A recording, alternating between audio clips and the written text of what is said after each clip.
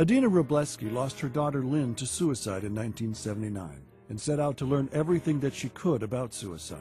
Using her unique ability to take complicated medical language and transform it into easily understandable language for the general public, by 1984 she'd become a nationally known expert with 4 published books and groundbreaking audio recorded from one of the hundreds of talks she gave around the country.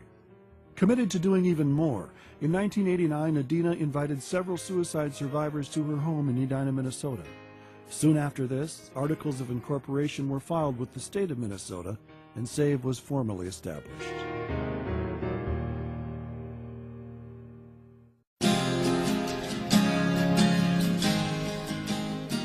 The early days were exciting, and it was challenging. Our daughter suicided in March of 1985, and my wife says, "What went wrong? I wonder, what didn't I know?" Depression is kind of a disease that's shrouded in mystery.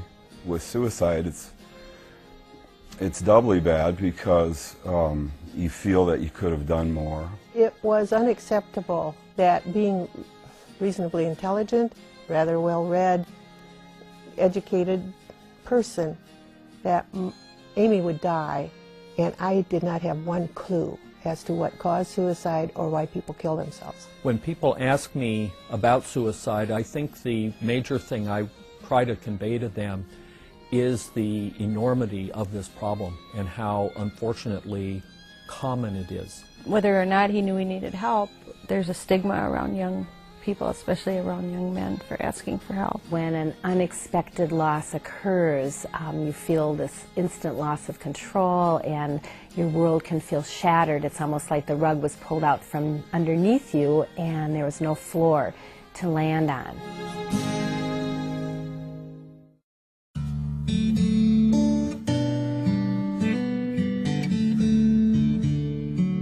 We had a wonderful mentor in Adina Robleski. When I first met Adina in the mid-'80s, she said, "There's no place for the public to get this information." She said, when my daughter died in the late 70s, there was nobody to talk to. There were no brochures for her to pick up and try to understand and put the pieces together of the puzzle that we call suicide. I'm a licensed psychologist, and at the time that my daughter died, I didn't know a lot about suicide, about prevention, about warning signs. The most sold and distributed product that we have is one of the original books by Adina Robleski, the Suicide Survivor book. We call it the Green Book. That book goes out almost every day from our office to somebody in this country. You start to become a little more educated and realize how widespread this is. And just knowing that there's help and how to get help. The very information that we pass out to people helped me, and that was another reason I was so passionate about sharing it. SAVE gives you tools for explaining depression and suicide that you can take to other people. If we can just prevent one from happening again, it's making such a difference. It's like a bucket brigade, if you will. I mean, it's like we got to pull together. There's ways to get this done, and it's not obvious.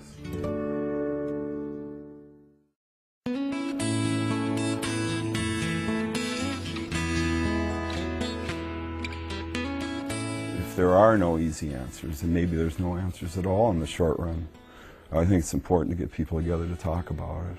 It's a family I joined that I didn't sign up to join, but it's a group of people who I feel a connection with that goes deeper than any words. That's why people need to know that there is help out there when it gets that bad. It was healing to know there were other people who had had the same experience that I had, and to see that they were functioning, that they were living their lives, and that life could go on when you lost a child, when you lost someone you loved to suicide.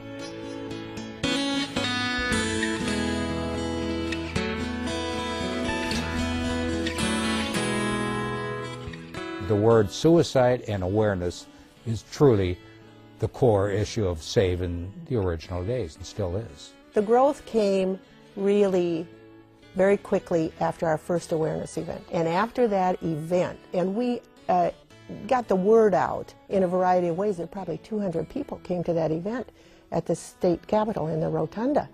And we were shocked. Let's get the word out. Let's not just keep this some big mysterious secret. One of the reasons that I like to speak to people is really help in prevention and awareness. If I didn't know as a trained psychologist, and I can imagine that most of the people out in the world do not know these things and how important it is for us to get the information out. When I suffered myself and got help, I realized the benefit of getting help and what you could do.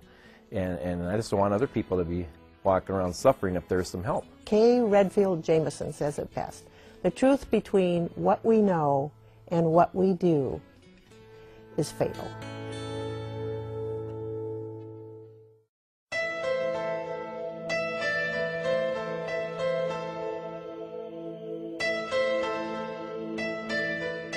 I also had the opportunity to go to one of SAVE's annual convocations for the survivors of people who have had a suicide. Nathan Chupin. Phil Dusher.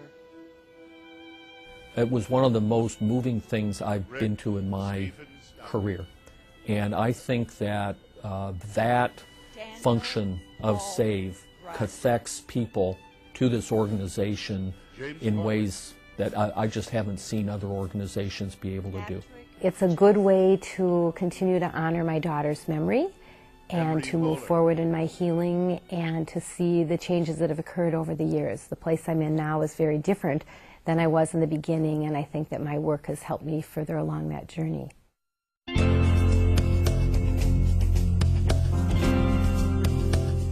As a community organization, to be able to put all this energy and really hone it in on education, making sure the public, community, people, physicians, everybody knows about risk factors for suicide, and that the very best thing to do is talk about it and provide educational materials and support for those people who may be left behind when there is a suicide is really the key to their success. I would want SAVE to grow and to affect people's lives, to be active in schools, because I think about teenagers especially. The ultimate vision for SAVE would be that it's no longer needed.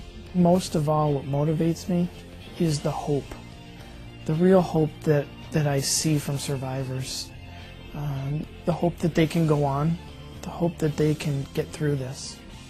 That's powerful.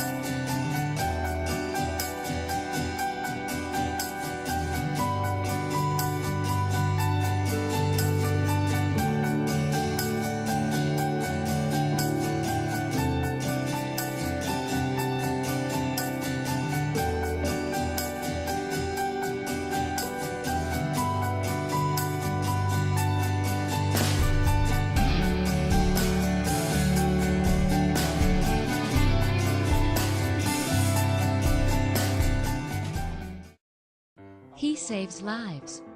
She saves lives. I'm worried about Dad. And you can too. You don't have to be a professional to save a life. Firefighters, doctors, and others save lives. You can too.